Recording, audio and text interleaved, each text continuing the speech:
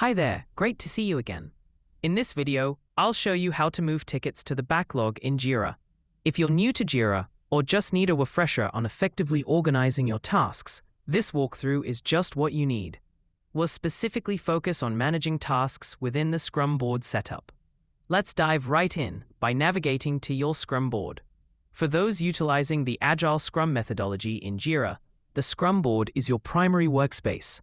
It visually organizes your tasks into columns like to do, in progress, and done.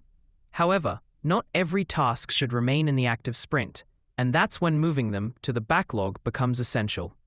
Once you're on your Scrum board, look for the prominent tab at the top labeled Backlog.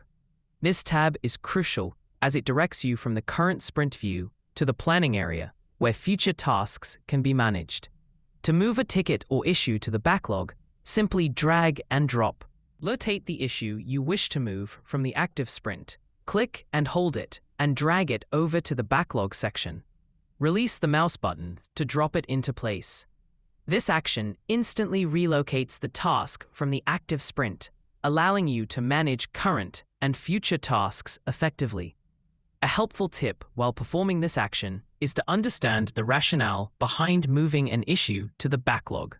Whether it's due to reprioritization or unexpected roadblocks, transferring tasks to the backlog keeps your sprint focused and manageable, preventing team overload.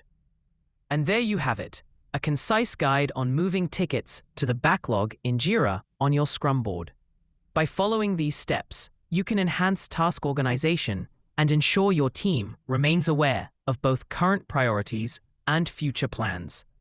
This method not only maintains project trajectory, but also ensures clarity and focus for your team. Thanks for joining me today.